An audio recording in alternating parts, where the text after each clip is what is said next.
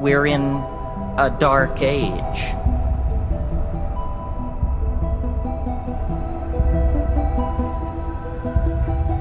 We've lost our compass. We don't know who we are. We don't know where we want to go. Our own lives are an experience of inadequacy and tension.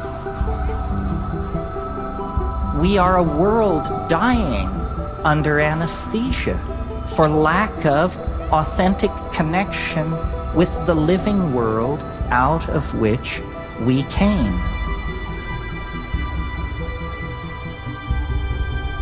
What is to be done?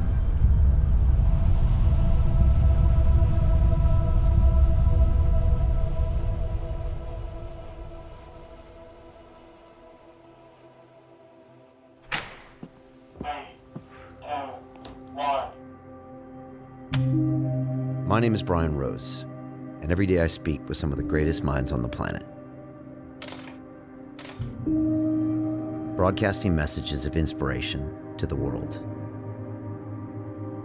Convincing myself that I'm making a difference.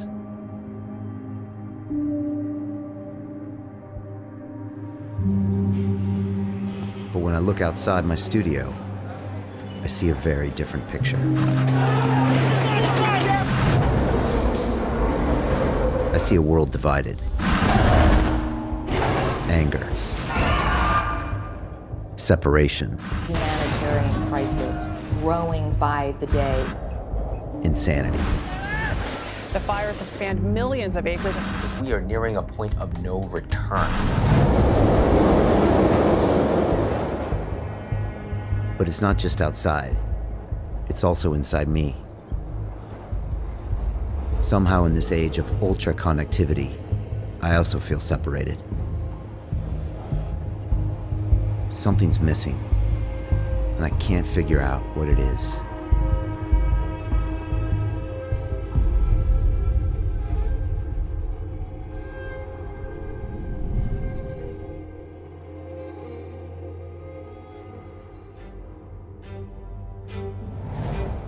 All my life, I tried to find happiness by achieving things. I'm not sure why, but I always wanted to be the best. I mean, who doesn't, right? It's all about performance, success, winning. Along the way, I met some interesting people, and a few who wanted to win even more than me. I want you to kill, kill, kill, kill. Run towards the gunfire and kill them all. They pushed me to go even harder, and this winning became an obsession. I believe that we're put on this planet to be all we can be. See, I act like it's the last 2 minutes of my last fucking Super Bowl every fucking hour of the day. I just wanted more and more and more. But you can't deny, it got some major results. This is London Real, I am Brian Rose. And everyone seemed to love it.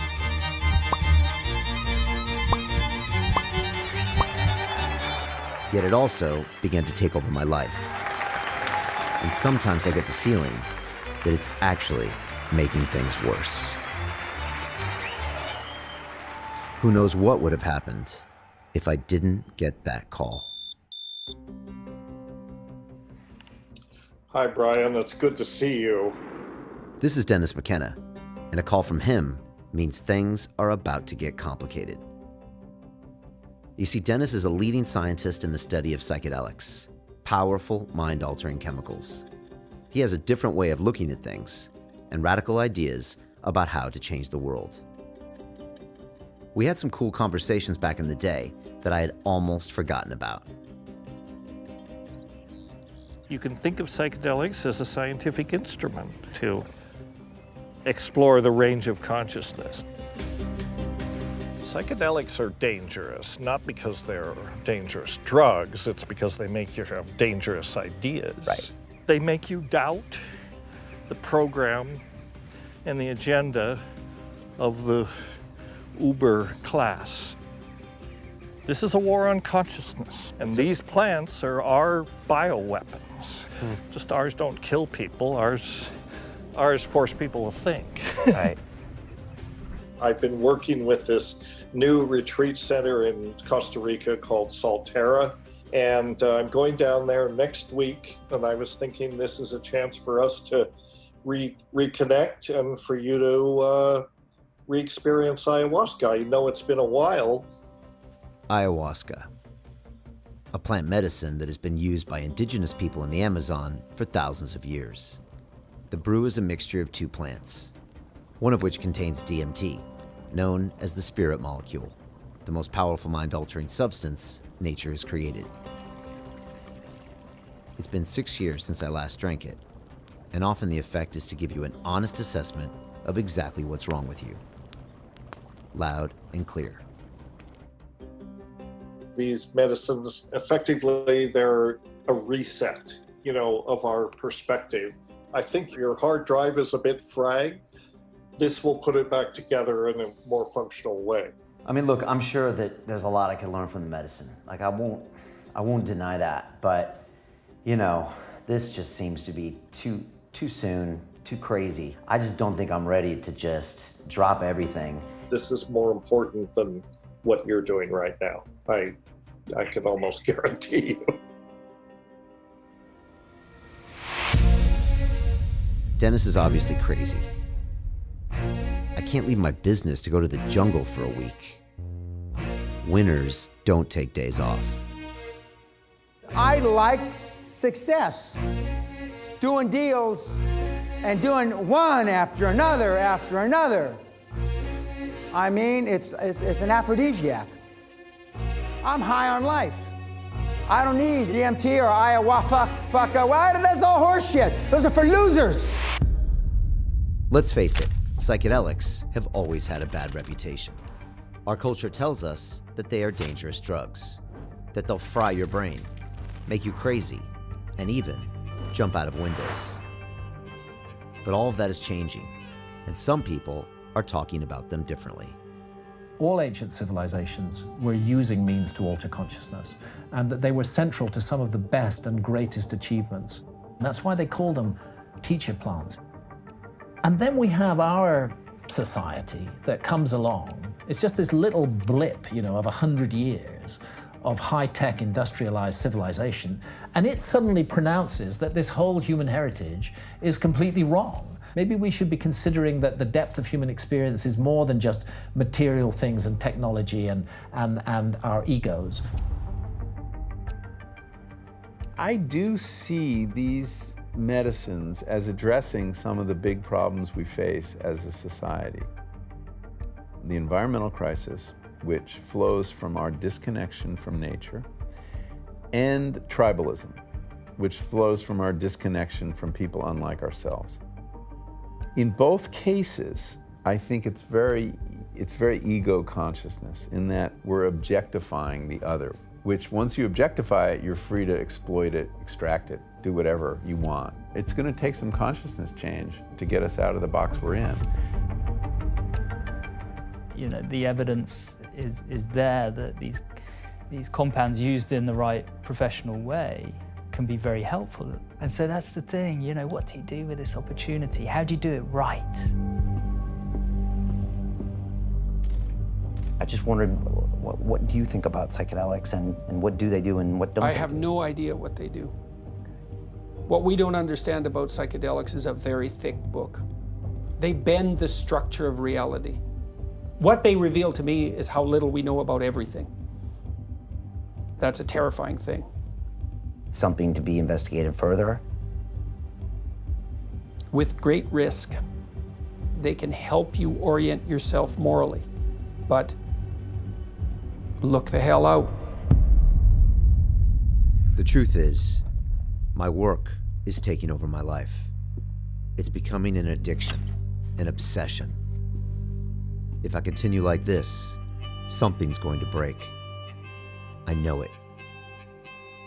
Going on this trip is my only chance to stop it.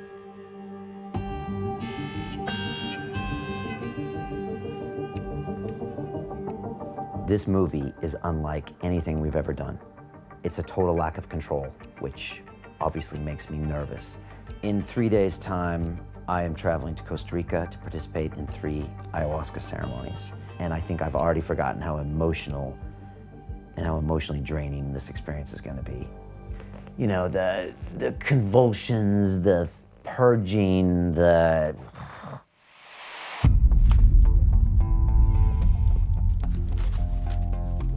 we literally are gonna see what Mother Ayahuasca wants to do with me, with the show, with the message out to the world. So this is her chance to broadcast. I'm looking forward to hanging out with Dennis. It's been a while. And his brother, Terrence, had a major impact on me. And even though he died in 2000, his recorded verse and poetic way of speaking is still extremely relevant today. The key is the psychedelic experience. That's what makes the shaman a shaman. That's what made the archaic, in fact, archaic.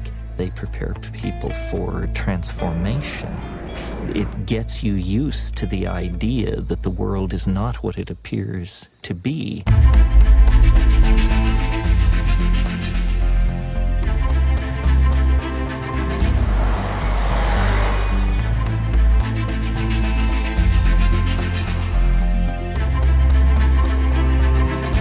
We're in San Jose, Costa Rica right now. Taking 2 flights, and now we got a 3.5-hour drive ahead of us. I got an ayahuasca ceremony tomorrow. I think we'll get some sleep, but it's been a long-ass day.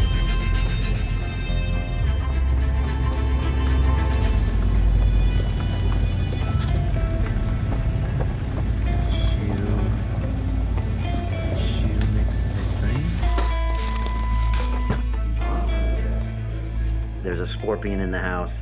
There's fire ants that are attacking the scorpion. There's like moths flying everywhere. We're definitely in the jungle. So look, we're here, we're gonna get some sleep, and then tomorrow is the big night of the ceremony. But yeah, planes, trains, and automobiles today. My God. What's that?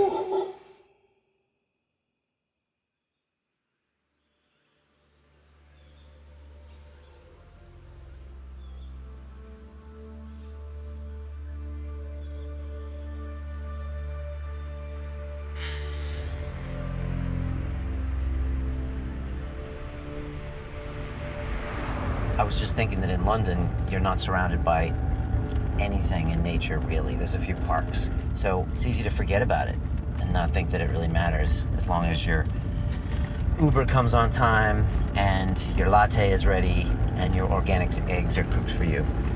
But out here, it's pretty damn obvious that the plants are in charge.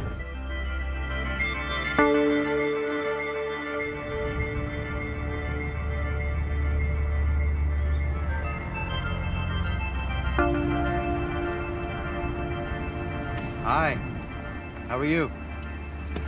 I guess we're in the right spot, right?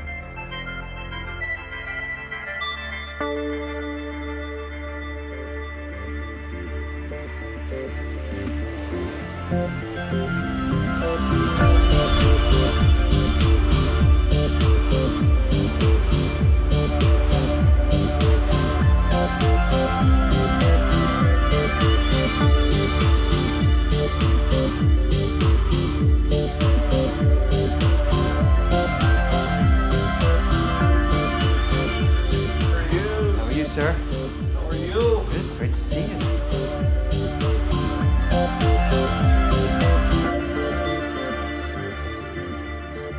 Dennis, thanks for having me here. Well, thank you for coming. It's great to see you here. I kind of never thought we'd be sitting here together. I mean, I'm feeling a bit of trepidation, as is probably normal. It's absolutely normal. If you don't have butterflies in your stomach, you're not paying attention. Right. Well, I'm paying attention. Yeah. And so what is your view on what's happening inside this psychedelic experience? Well, the first thing to get clear is I'm not here to tell you what's going to happen.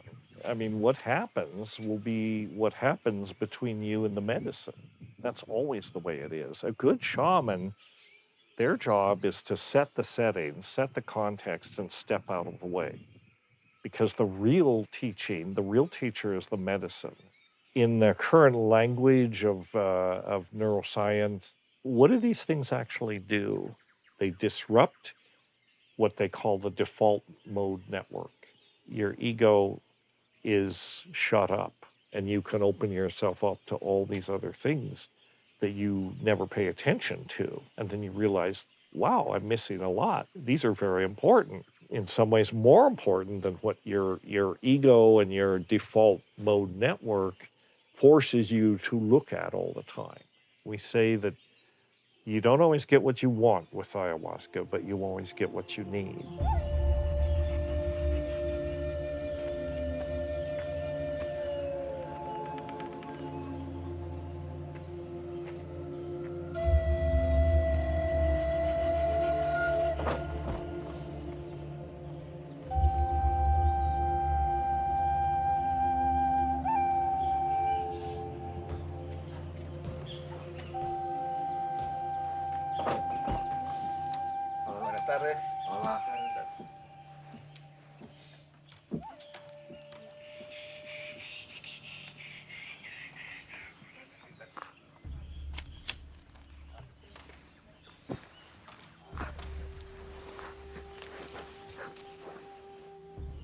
You can speak about your intentions here, anything that's weighing on you, whatever you want Wheeler to know, because of course this informs him of where you at in your journey, and then kind of as he comes into the medicine space with you, kind of where he directs his energy, the icaros he chooses, and how he infuses his intention into those songs. So wherever you'd like to begin. Okay. Buenas noches. And thank you for having us. My name's Brian. I'm from London. And I'm just here to listen tonight and to get some feedback on if I'm doing the right things with my life. And if I'm not, sometimes I feel anxious and unappreciative of the things I have. And so I'm really open to anything that is told to me tonight. La ayahuasca nos fortalece nuestra mente, nos abre nuestra creatividad, nuestro amor, donde cuando nosotros estamos perdidos espiritualmente, cuando tenemos desviado nuestra mente, nos centra, nos conecta uno a uno mismo. Antiguamente los shipibos no conocían lo que es la farmacia. Pues, ¿qué era nuestra farmacia, nuestros hospitales? Los árboles que vemos aquí, las plantas. Conocimientos está ahí. Y nosotros simplemente que guiamos a través de nuestro espíritu de las plantas, ¿no? Las plantas nos enseñan muchas cosas en la vida. An important aspect to bring to the ceremony is to just have faith in the plants, in nature, in the earth, that it has this innate knowledge, that it has this innate ability to cure us of our ailments. This was the original medicine, that although the plants take longer and sometimes the process is more challenging, more difficult, that it actually cures the root cause. It doesn't just cover the symptoms.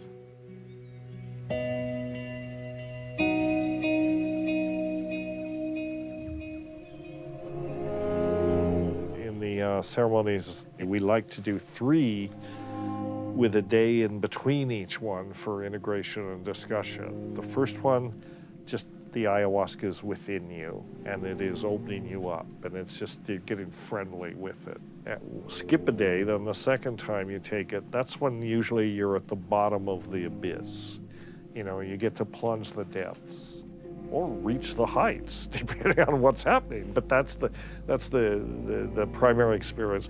And the third one, it's kind of the resolving, the sew them up and get them out, you know, put everybody back together in a whole place and end it up. But that's just a metaphor, yeah. All right, Dennis. Thank you very much. All right, to our next conversation. which I guess will be on the other side of the chrysanthemum, right? Yes, yes.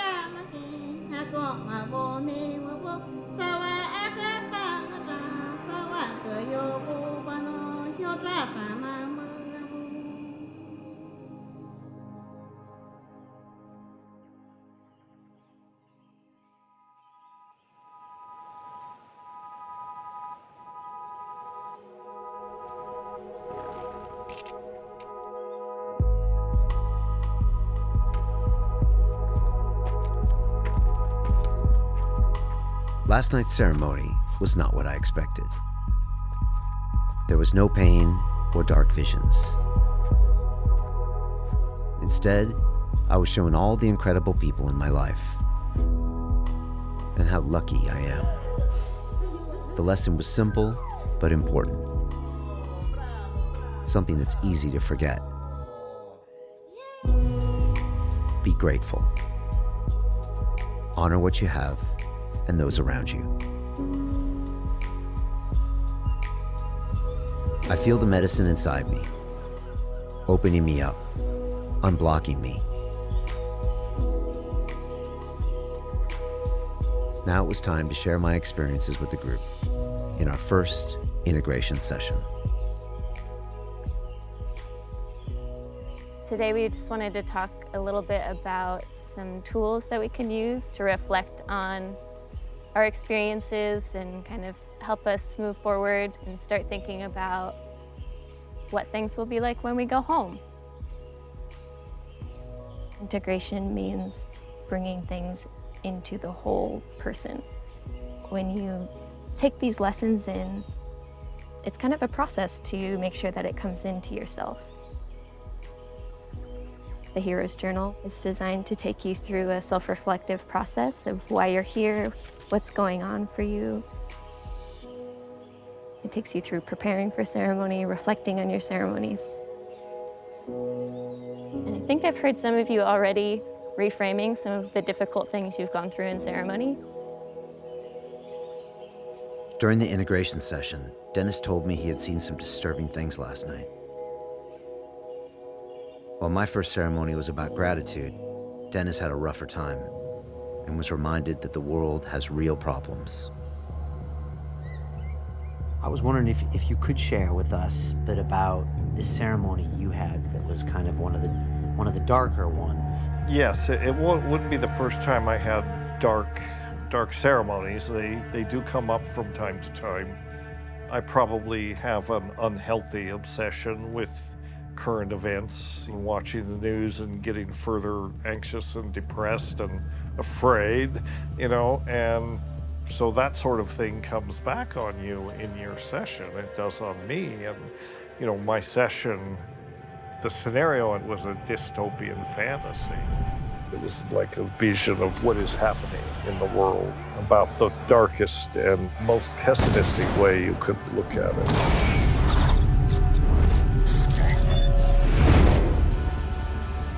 All of these things, which are basically the diseases of our culture, the diseases of individual are the diseases of the world. Our culture's soul is severely wounded. We are in a planetary crisis. Biologists used to say evolution is all about competition, survival of the fittest, nature red in tooth and claw. Grab as much as you can, rape, despoil, wreck the environment. It doesn't work that way. Now they're beginning to understand it's much more about collaboration and symbiosis and helping each other. And nature does better when species work together, that's all. We haven't learned this yet. Where does the plant teacher ayahuasca come into play? I do believe in the concept of plant teacher, and these are catalysts. We're co-evolving. It's all about symbiosis. The ayahuasca and these other sacred medicines are kind of like ambassadors for the entire community of sentient species, and they're trying to get a message out to us. And the message is basically, wake up.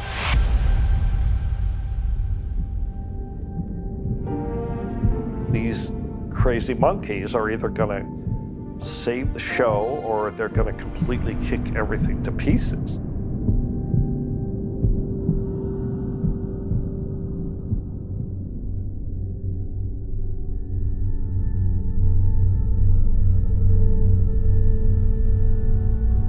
Dennis is tapping into some type of ancestral wisdom, something with a message.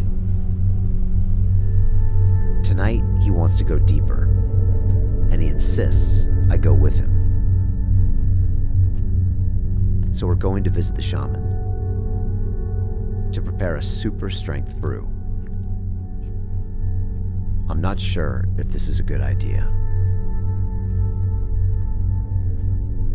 This right here is a concentrated ayahuasca paste, which was brewed on site in a Shipibo village by our shaman and his family, and it's excellent. Really strong medicine. The journeys are more intense. They go more globally focused rather than personal focused. And for my second ceremony, you're gonna give me some of the global brew. If you like. Okay. Well, what does he think is the most important characteristic of a great shaman? No tener malos pensamientos hacia otras personas, creer en nuestras plantas y dietar más. In all the shamanic traditions in South America around ayahuasca, the shaman needs to spend a significant amount of time dieting. So dieting means eating very minimal, very simple food and spending time in isolation in the jungle, consuming one of a whole pharmacopoeia of medicinal plants from the jungle. Cuando tú vas dietando, te vas conectando con el espíritu de la planta, no del árbol.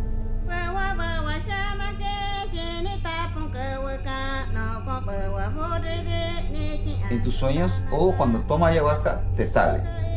Tú escuchas o ves en tu visión que alguien puede presentar una mujer, un hombre, espíritu vestido con vestimentas típicas y te canta. Entonces, eso significa que los ícaros te están dando.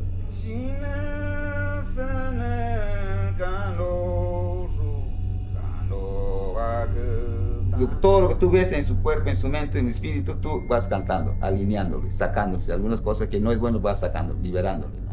Y poniéndose en un centro. Cuando estabas cantando a él anoche, ¿qué viste y qué estabas cantando y por qué? Bueno, yo estaba cantando a él. Centrar, conectar, abrir, luego, y a la segunda noche ya estamos haciendo la cosa que él piensa hacer en su futuro. Más allá, para que vaya más allá, ¿no? Al más profundo.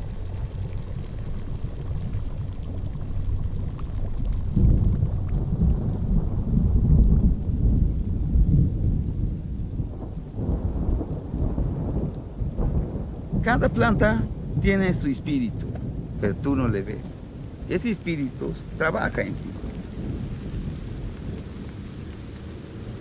El ayahuasca te enseña pasado, presente y futuro, tres cosas. Eso es lo que te enseña la medicina. Lo que tú has pasado en tu niñez, te vas a ver cómo ha sido, qué es lo que has pasado, qué es lo que has hecho, o qué es lo que te ha hecho a ti. Te hace ver.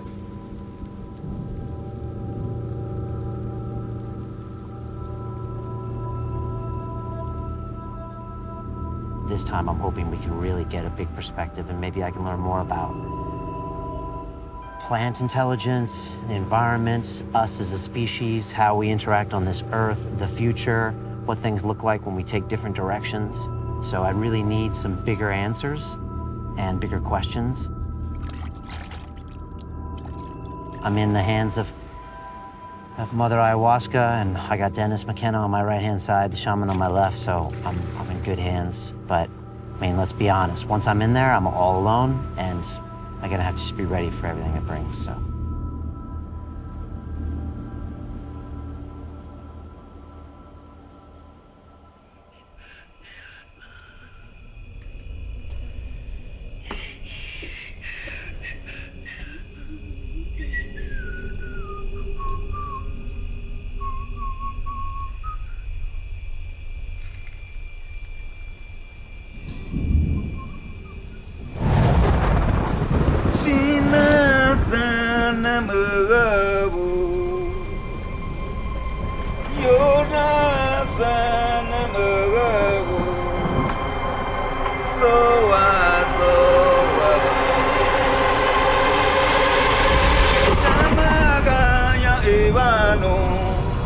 It all came undone. I got obliterated. Completely dissolved. All of these insects were eating up my dead body. just ripping me apart, sending me back to nature, to this giant living organism, connected to all.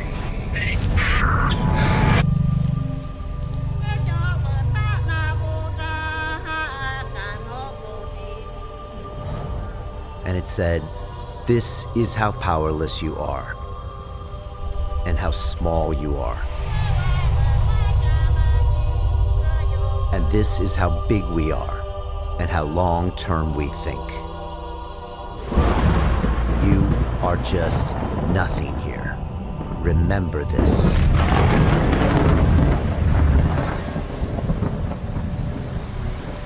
And then, I don't know why, I got shown all this pain in the world.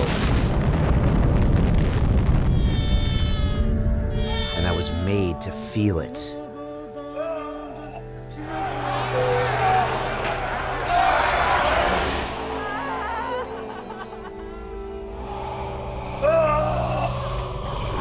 I got sick. I felt nauseous. It was horrible.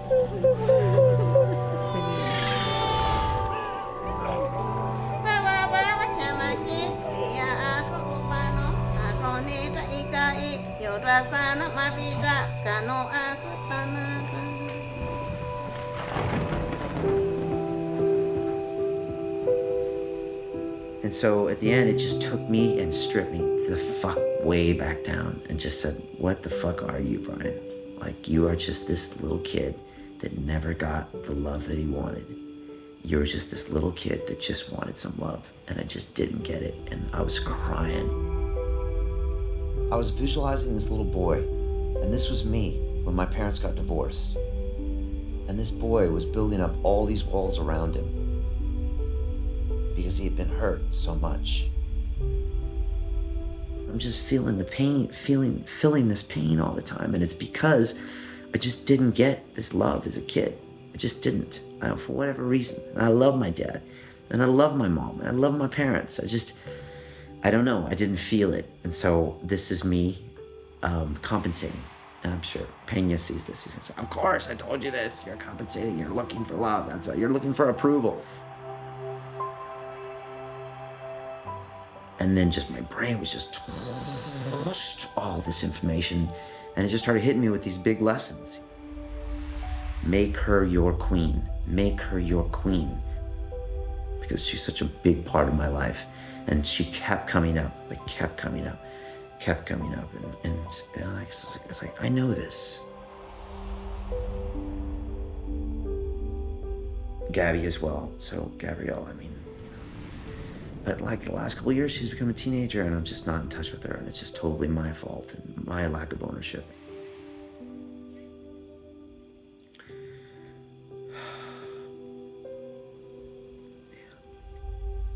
Everyone, just everyone, it's silly. It's like, I'm like, give me the information, that's what I'm here for. And it's like, you always had the information. You just chose not to pay attention to it. So, because you're just being bombarded with all this information, your ego decides what's in it for me, and then I'm doing the me stuff, and you just don't realize all these things that are happening around you that in the long term are just taking away everything you think you're building. I just need to start investing in these people, London Real is London Real, but like enough, enough.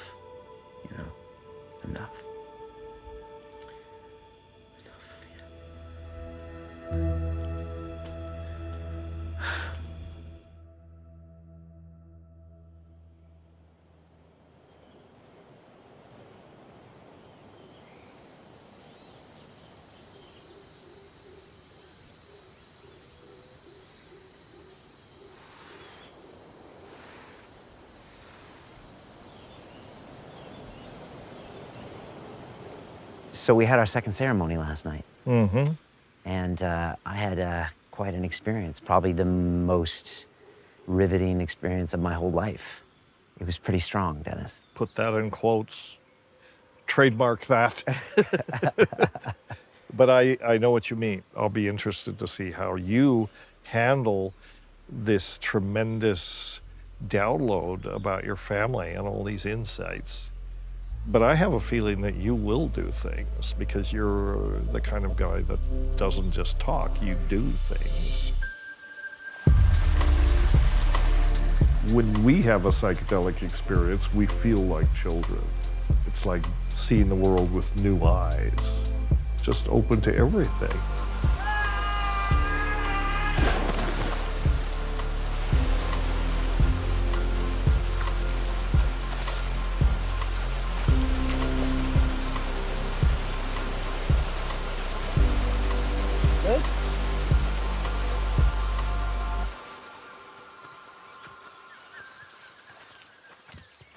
I keep reflecting on last night's ceremony.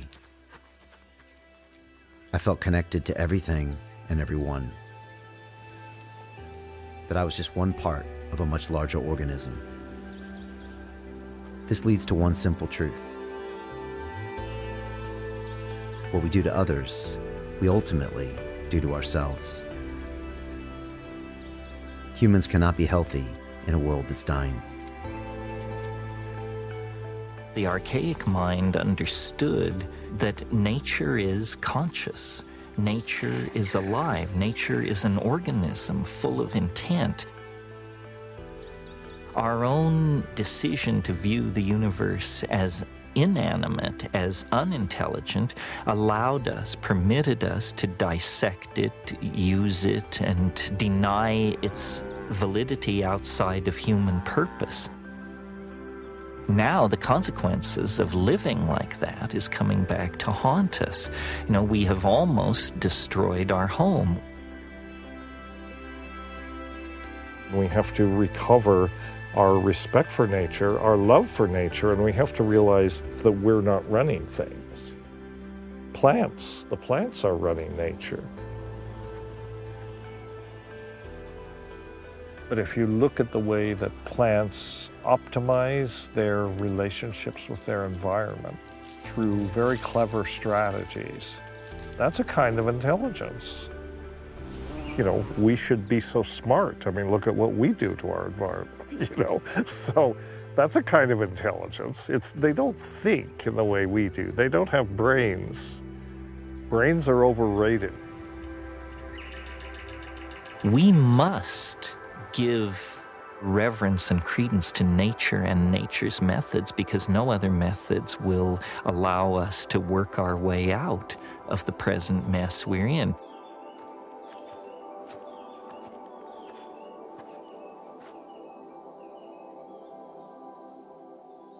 I took the full dose of the rocket fuel last night, figuring I was going to go spinning off into other dimensions. Didn't happen. Didn't happen. I was mostly pretty calm and centered the whole time. Yeah, it was good. The next one, you know, if a patient's been operated on, this is like sewing them up and getting them out of the operating room and they're good to go. My third ceremony was just like Dennis described.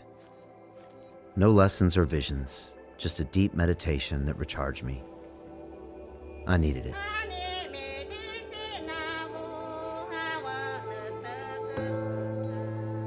Now it was time to leave. The truth is that I got used to the jungle.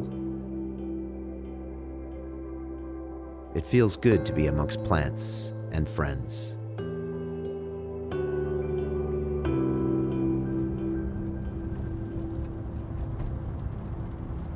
But Dennis wanted to show me one last thing. A cloud forest. A perfect example of balance and symbiosis.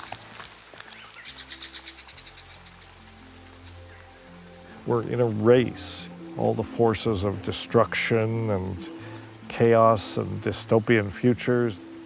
And then on the other side of the coin, brilliant people coming up with good ideas that would really work and that are working. Who wins? I don't know. With the David against the Goliath. It is indeed. But a grassroots movement can go viral. I mean, these things can happen. This is what we need to make happen. Yeah, and with technology today, messages Internet can go. for that.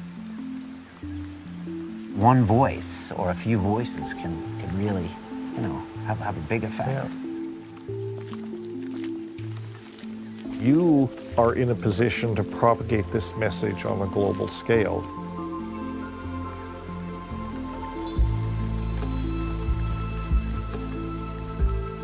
The entire destiny of all life on the planet is tied up in this. We are not acting for ourselves.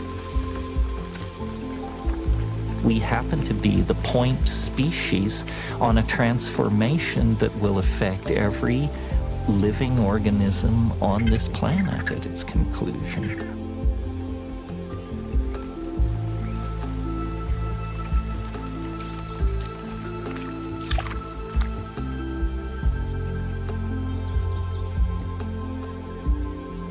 The archaic holds answers, but it only holds answers if we are willing to think of the universe as a living, intelligent entity with which we are in partnership, not set against, but that in fact we are a part of an unfolding reality that is larger than human understanding.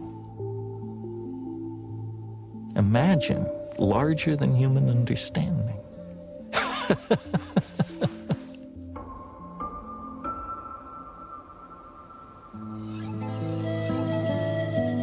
This whole thing really changed my life, Dennis, you know, so thank you for getting me down here, and I feel like this is just the beginning of... I think it is the beginning. It It changed my life too. You're a great partner to work on this. I mean, you really do have global influence. I think we're gonna encounter some people that we never thought would be part of us on this journey.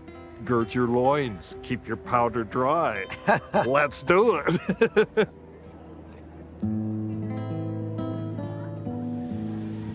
Man, I don't like the real world. I don't like it at all. I miss the jungle. I miss simple food. I miss going to bed early. Promised myself a lot of big changes, and now I have to deliver. So it's all laid out clearly. The only thing I have to fight against now is me not executing.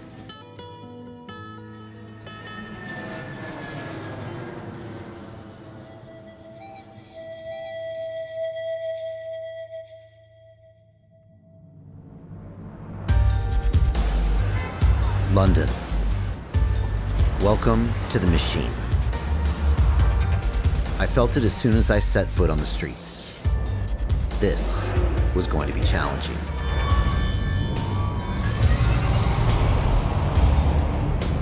It's easy to understand cooperation and symbiosis in nature, but not in this concrete jungle, where competition is on every corner, where everything screams of separation. Coming back to my studio felt very strange, like I had changed, but everyone here was still the same. Morning, everybody. We're back. Got a lot of really powerful lessons about my life and about this place. First of all, just the people here are a huge resource, and I want to make sure I spend a lot of time with each one of you and listen to you for your ideas and make sure that your ideas are a big thing of this part of this going forward. And the last thing is I want to have more fun around here.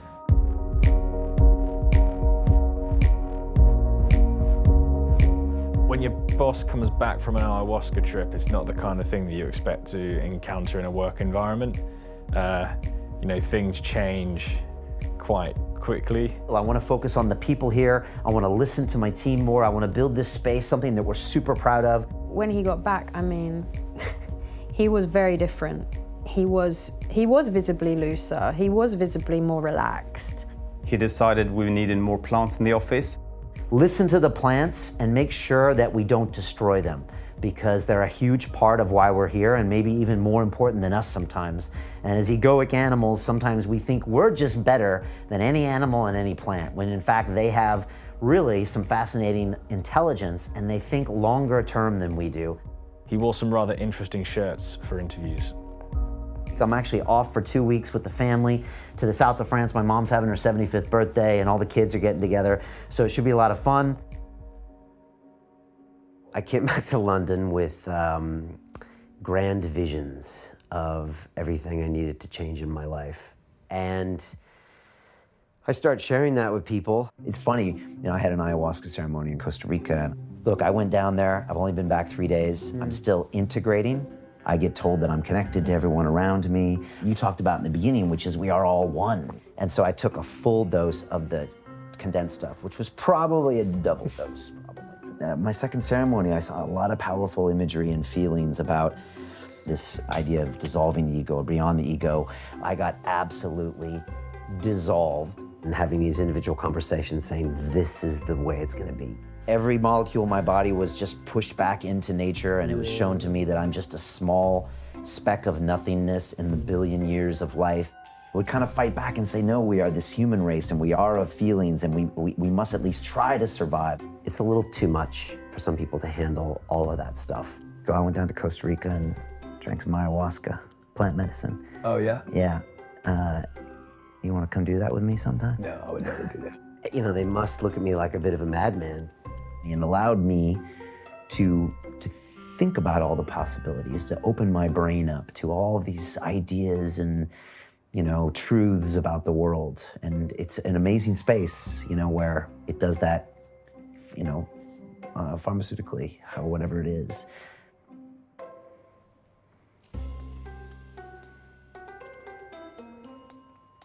Interesting. The ayahuasca experience is pretty traumatizing, but it must be even more traumatizing for the person that hasn't had the experience.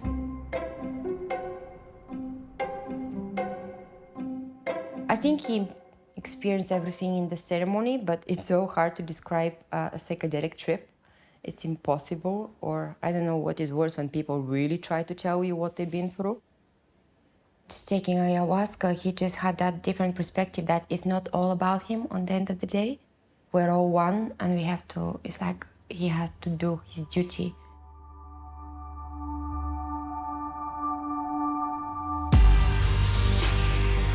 My trip to Costa Rica changed everything. I knew it was time to go big.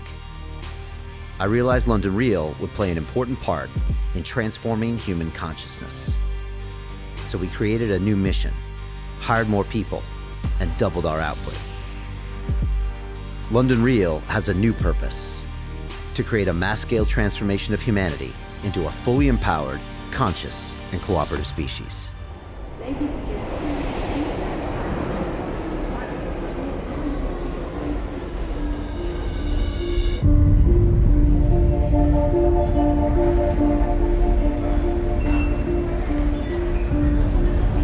Outside the studio, things were getting real. I don't usually get involved in protests, but I had to find out what was going on. all the policies of the supervision are designed to make you pay.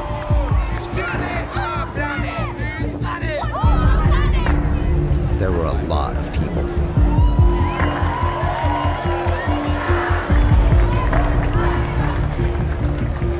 Most of them were no more than 16 years old.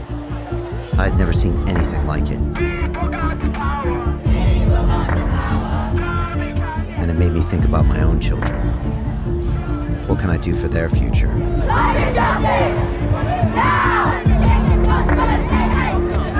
But taking part in this conversation is like jumping into a firestorm. It's a hoax. It's a hoax. How dare you? An information war that is separating us from each other even more.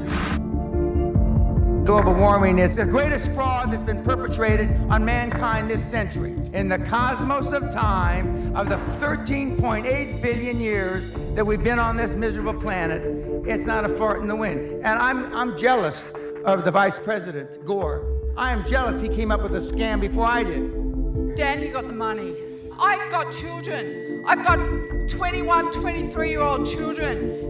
And what's their future with you people with money? Now you're full of shit. Sit down. I'm gonna answer you. I'm gonna answer you. Shut up and sit down. This is not about who is right or wrong. This is about the story we tell ourselves as a species. Do we want to dominate nature or cooperate with it? Environment is a huge issue right now, there's no question. Am I worried about it? No, I have a plan and I'm working to the plan. Our plan is along with the natural contours of life. If all of us have the same plan, we can turn this around. Are we gonna turn it around? You're asking for a prediction. I'm telling you I have a plan. Are you committed to the plan? That's a question, isn't it? One thing is certain, this strategy for survival is not working. Right now you're happening here as a part of everything else. What the trees exhale, you're inhaling. What you exhale, the trees are inhaling. What you think as myself is just a psychological boundary that you have set up. If you experience everything around you as myself, do you need morality? Did anybody teach you out of these 5 fingers, this is a small finger, don't cut it off? Is there a morality needed like that? Anything that you feel is a part of yourself, with that you don't need any values, ethics, morals, nothing, because it's a part of you. There's people talking about this, but there's equally a certain number of people that just say, no, no, no, let's just have the fun now. Now making money is better than the 80s. And they say my generation ripped the ass out of the world, and I was proud to be one of those that ripped it. But how can we change that conversation? The way to start is to uplift human consciousness so that people can stop thinking about themselves all the time and learn to serve.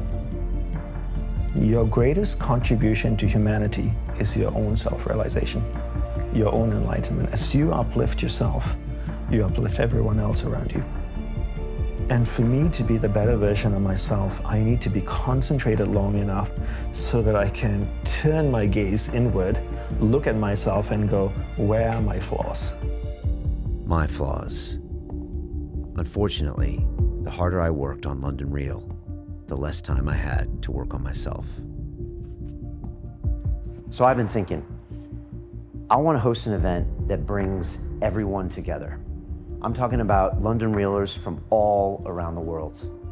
And I also want to get former guests from all different kinds of point of view. I'm talking about people like Dan Pena and Dan DePani, Marissa Peer, Mantak Chia, and I want to put them all in one room.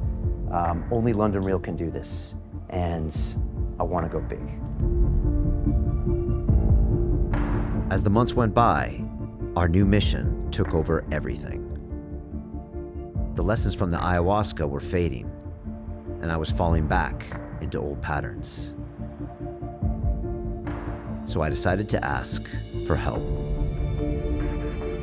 Hey Sean, thanks for getting on the call with me today. I really appreciate it. You know, I've been struggling a bit with this whole process of integration. I'm not manifesting everything that I saw.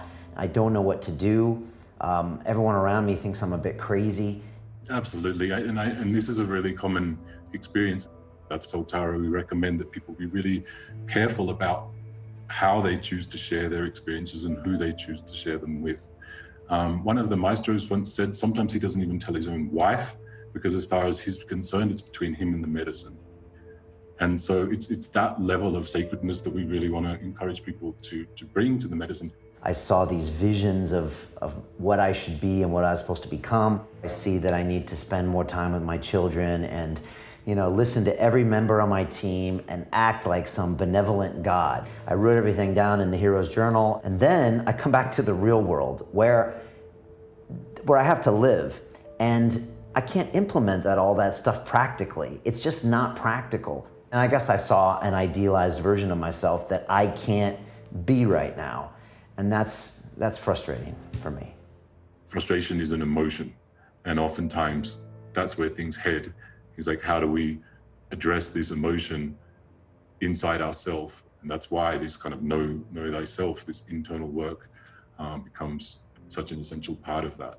When we're just trying to push the change to happen, then that's when we get the most resistance. But the reality is, the great accomplishments require hard work and sacrifice.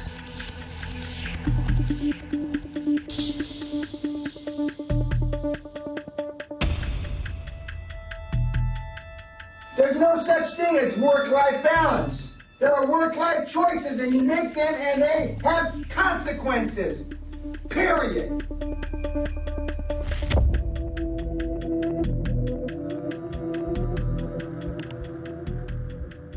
You're a cunt, Brian, not me. Explain. You're weak. And you're showing me And you want these people to like you. You have no idea how limitless it is when you're not afraid of what other people think or say. And you can be more than you are. If these little cunts think that you're something now, I see you 1,000 times more. See, they have low standards, these fucking weenies to watch this fucking thing. I don't. I know what you can be. They think you're a big fucking deal. I know you're not. And down deep inside, Brian, you know that I'm closer to being right than they are. There's always a distance with Brian. He's always on the go. He's always on the getting things done. Success is everything, and career. He came back with all those different, almost like different belief systems. I felt a bit off what things he said. Like quite a bit of change. I don't think he likes to be on his own very much. He doesn't enjoy holidays. He just needs to do something. He always has to do something. He has just a hard time being with me and the children.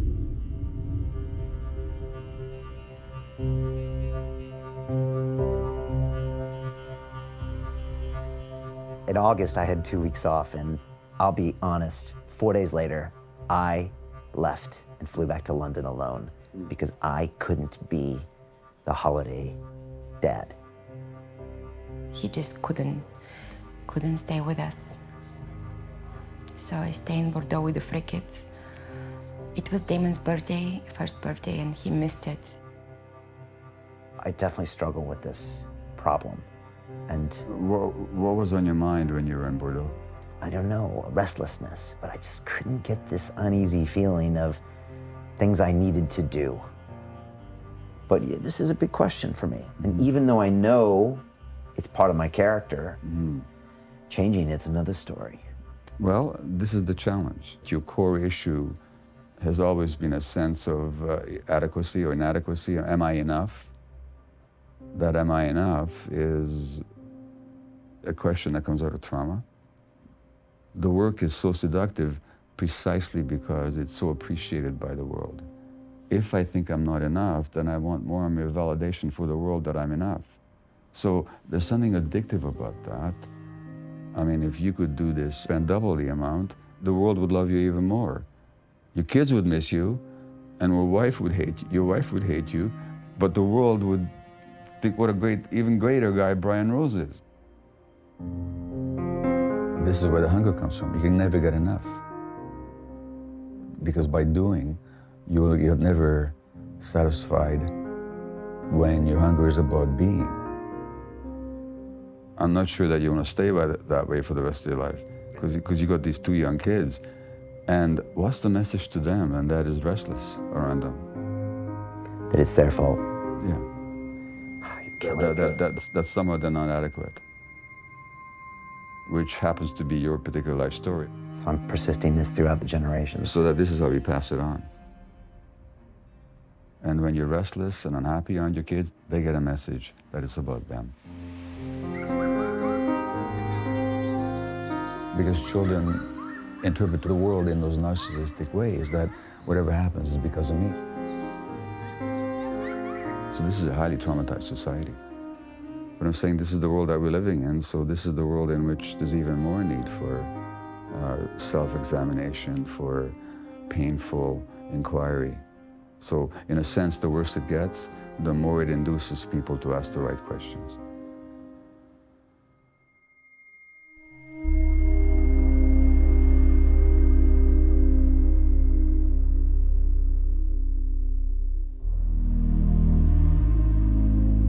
Here I am, trying to heal the world.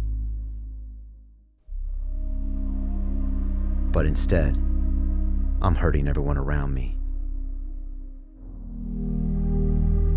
I keep trying to transform humanity, but I can't even fix myself.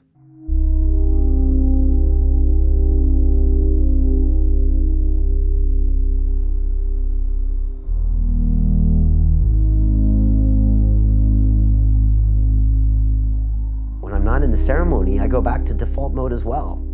Like, am I living a living example of what a human should be? No, by no means. And I hate myself for that. You know, are we doing everything we should be doing? No. You know, are we putting out the purest message? No. And that pisses me off. Pisses me off. Am I being the best parent? No.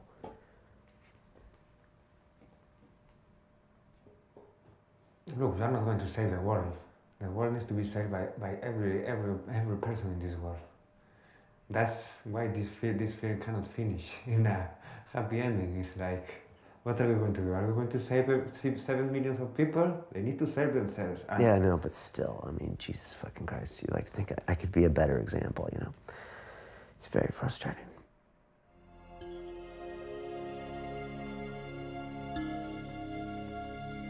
I needed to talk to a friend. Dorian Yates was someone who understood me and the medicine. He was our first guest to talk about how psychedelics helped him transform his life after an injury ended his career as the 6-time Mr. Olympia, the greatest body in the world. Dorian is on a journey of healing and self-discovery, and always learning and reinventing himself. Recently read this book called The Secret Life of Trees, and it's all about the trees and how they communicate through the root system. So if this is attacked by a predator, the other ones know, and they can make some kind of a defensive system or something like that. Yeah.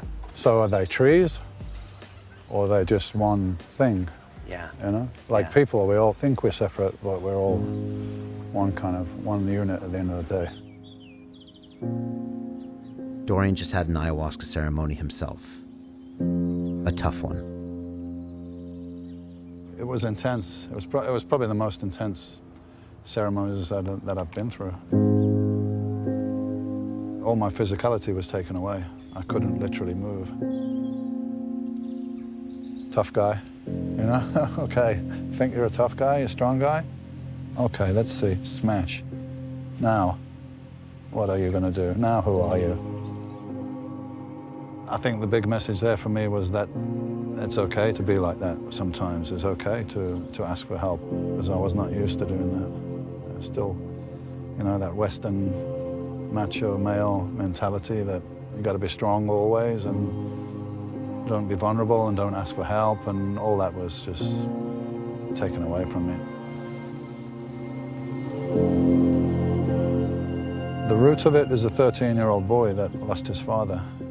And perhaps all the training and the strength and all the physique was some kind of armor, in a way, to protect that little boy that still exists inside all of us. See, I felt that I had lost this great trauma, and it wasn't really addressed by other people in my family, by my mother and so on. And maybe there was some blame there for that, but I get it, man. I get it. It wasn't their fault. They were living their story and their own personal traumas and whatever happened in their life, which affected the way that they behaved and the way they treated me and the way they brought me up and everything. So I got rid of that kind of blame that I made of attaching to all that before. And it would be nice if I could tell them that. You know, I got shown my own trauma as a 7-year-old and my parents divorcing, and that's something I think that has caused me to, maybe like you, become an overachiever, maybe prove myself to the world. I think prove to myself, maybe, that I'm worthy. Maybe it's control as well. But you want everyone to love you. Yeah, even though I tell myself that I don't need it. Maybe you got the same thing, you know. And then it becomes maybe just a self-repeating loop. We all get stuck in a mold, and that, you know, that's what can happen with ayahuasca. You get that mold, and she fucking smashes it on the floor.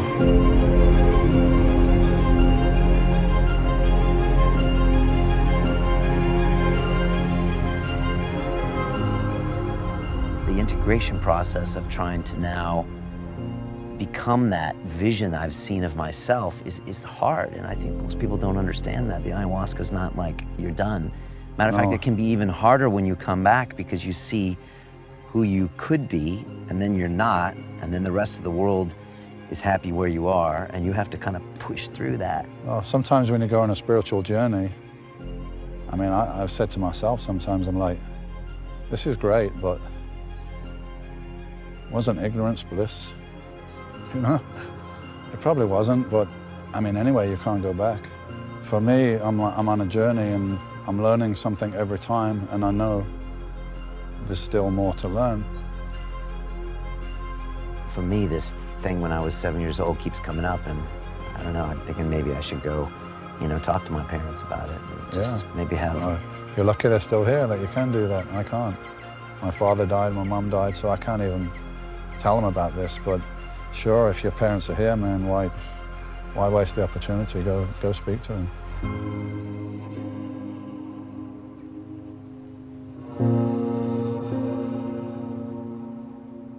So I emailed my dad and said, hey Pops, would you be up for a short visit from me and maybe even a short interview while I'm there? I need to resolve this, and not just for me, but for my family, for London Real, for everything. Like, if I can't figure out this story I'm telling myself, I'm gonna just continue in this loop.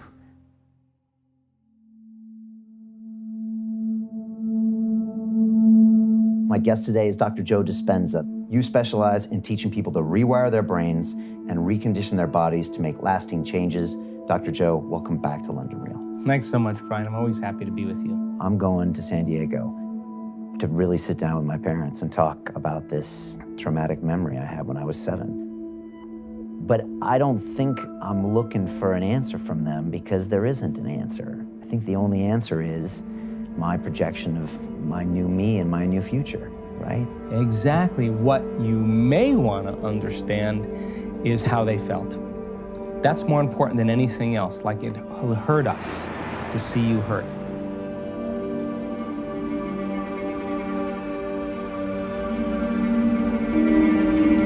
La variación de ayahuasca se da cuenta de dónde está la raíz del problema.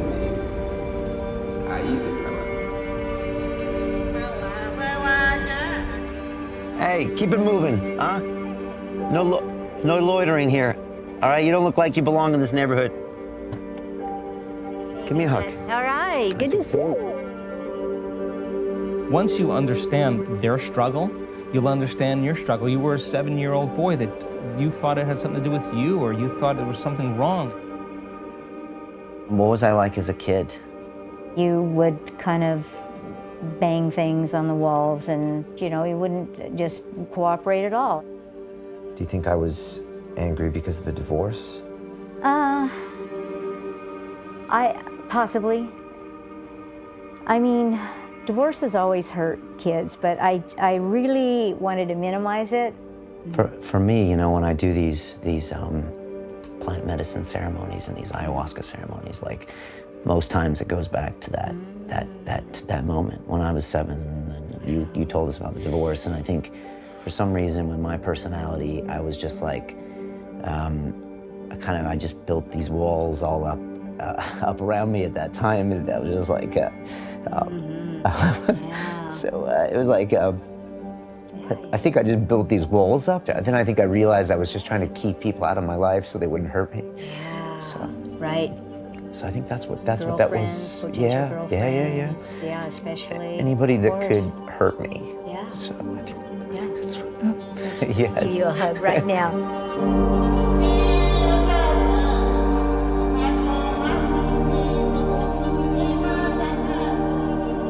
Going to see my dad now and my stepmother at the house I grew up in high school in Del Mar. This is like memory lane coming back here, which is crazy.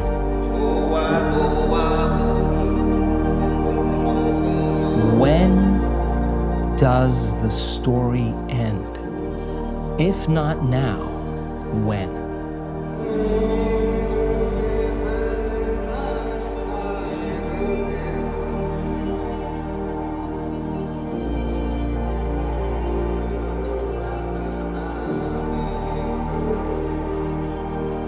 Understanding him is going to help you understand you. I remember you coming home when I was a kid, and it was just a big deal when you came home, but you were coming home at night. That's what happens when you have a serious career going on and your time is already sold. And that's the way you were brought up, or grown up. That's just Your what dad was not there. It's the same thing. It was not like it was, I didn't feel negligent or derelict.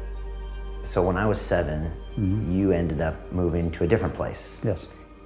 What do you remember about the divorce? All kinds of things. I don't think about that anymore. Okay. It was all very complicated. Yeah, extremely, right? It's very complicated. Nothing like we planned. Right. Yeah. It was a lot of hard work, a lot of stress on everybody. Yeah, it was. It was something I always come back to. That time always comes back to me. I'm trying now to not do that anymore, and just to like not have that define me. And that's 40 years ago. I know. Nobody wants to live with their past forever. Time to shovel it over your shoulder. What replaces any traumatic experience is a new experience. And the memory without the emotional charge is called wisdom. But it's also really selfish of me to like blame that on you and Dad in the divorce, because, I mean, how were you feeling at the time? I mean, what was it like for you? Yeah, well, you can imagine. Yeah, I mean, I crashed and burned. I never, his parents and my parents were both married 50 years plus. That was my reality. So when I did confront your dad, you know, I was a mess. I mean, it was almost surreal. It was just like, just can't be real. And then I got that idea to go to Europe, that I had to run away. It was really good for me. Had a lot of time to think and opened up my world.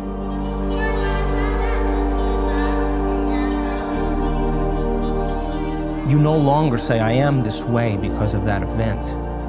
You say, boy, that was one of my greatest teachers. And now you're no longer looking back to your past, you're looking forward to your future.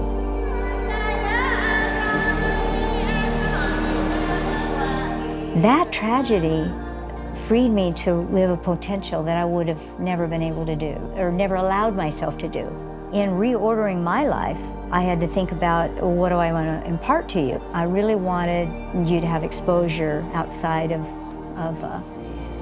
just American culture. Probably the reason I'm in London right now. Yeah, I think so. They brought you into this world, dude. And that's what you'd be thanking them for. I just want to say thanks, Dad, for being my dad. Love you very much. We wanted you to do well.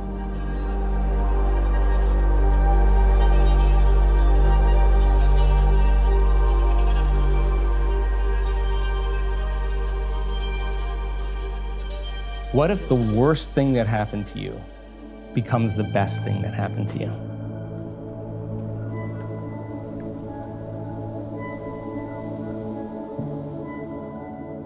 It's funny how we get caught up in these stories that disconnect us. We get entangled in these narratives that ultimately don't serve us, that separate us from everything else. But separation is an illusion. Instead, we have a choice to tell ourselves a new story.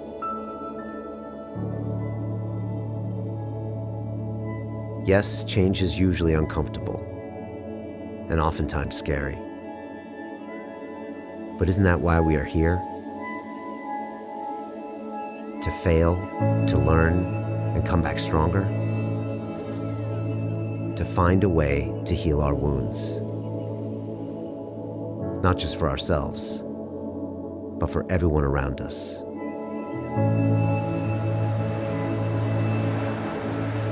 Because we can change our stories if we truly want to. As individuals and as a species.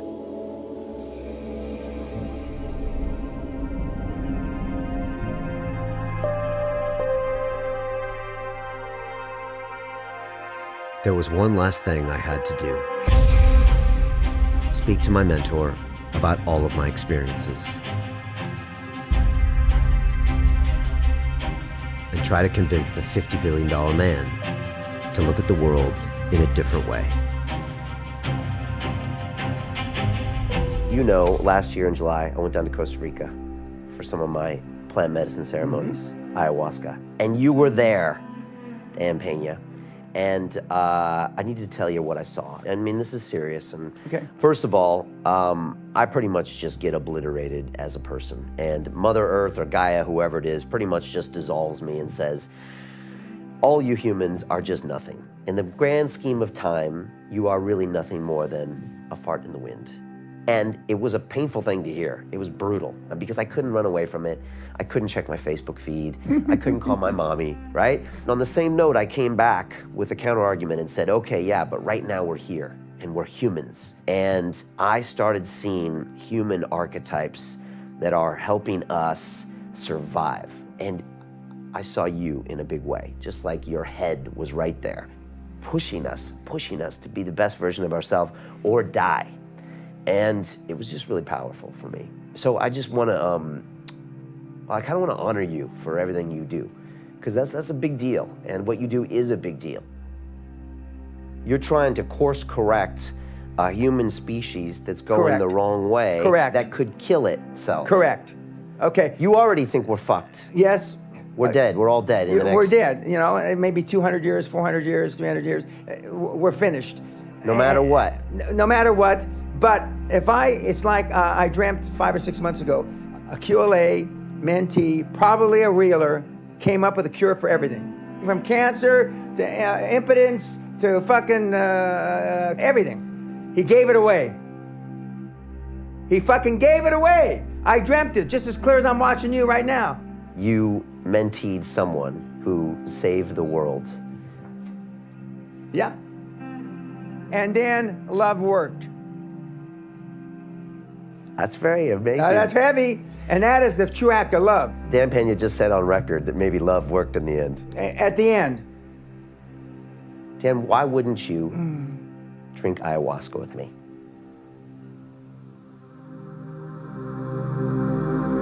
Well, I'm not going to drink ayahuasca. Imagine if you were empowered with that. I mean, it could be a force to be reckoned with. I'd probably float. Will you before you die? Well, I'm going to do heroin before I die. Ah.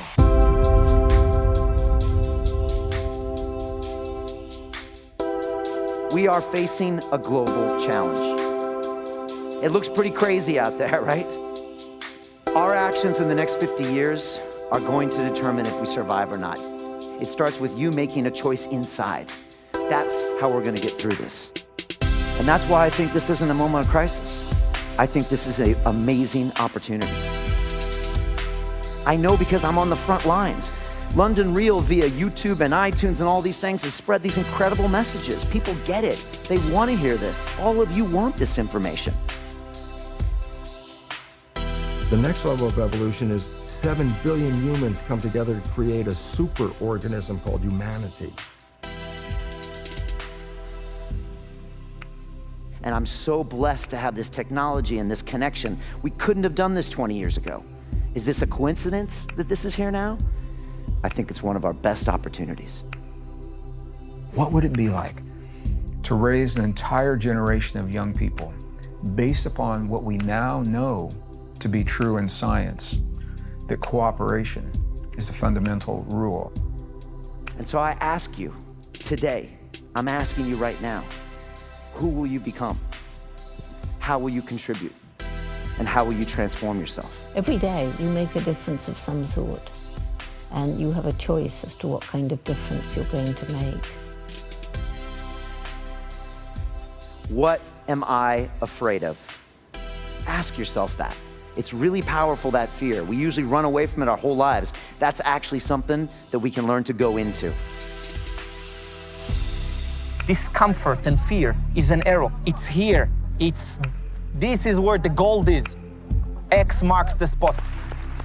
What am I avoiding because it's uncomfortable? Almost everything I do these days that makes me happy and gets a result is uncomfortable. What is in us, we have no idea until we start trying hard. It's not always meant to be fun. Question number 3 that brings it all together is this. What was I put on this planet to do? This is a powerful, powerful question. This is not what do I want to do? Because I want you to be all you can be, not some fucking reasonable facsimile. That if we all can do this, we're gonna contribute to the greatest chapter of humanity that the world has ever seen. This is our time. Heavens are collapsing, this is the time to change. If you want to raise human consciousness, there has never been a better time. I think they'll look back on this time in hundreds of years and say, wow, they were this close to screwing it up, but they managed to pull it out. Wake up, you monkeys. You know, the first thing you have to do is wake up. Take some action, transform yourself. I really believe our entire species depends on it. And so on behalf of myself and the entire team at London Real, I've just got one last thing to say to you all.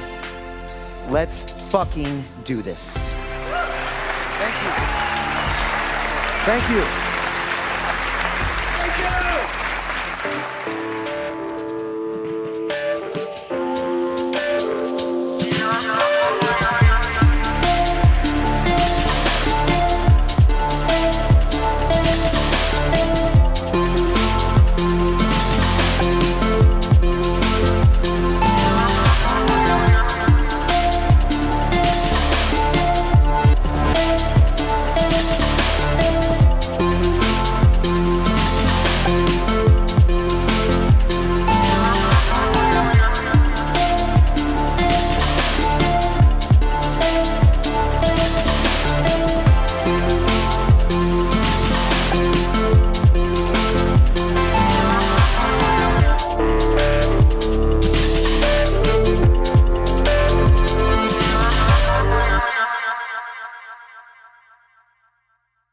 Hi, it's Brian Rose from London Real. You probably know that we've just recently been re-platformed on YouTube after 25 months completely in the dark. The truth is, I really need your help. What I really need you to do is click on that subscribe button right now, like this video, and maybe even leave a comment or share the link with friends. We're really fighting against an algorithm that's tried to keep us quiet for so long, and the more subscribers we have, the more people watch our content, the better guests we can bring you, the better content, and we can continue transforming lives. We've been doing this for 14 years now. I want to do this for another 14 years, but I really need your help. So click on that subscribe button, like the video, leave a comment, share this, and we're going to continue to bring you more and more great content. Thank you. Most people will never see this opportunity. Dubai luxury transformation projects have historically delivered 40 to 90% annual returns. That is incredible. These were once reserved only for insiders with access. I spent 15 years on Wall Street and I learned this. The biggest returns always go to the people who get the call first. Now, you finally can. We've just received a brand new project with major upside potential. Allocations move fast. Click the link, apply now, and speak to my team. This is your chance to see what others never will.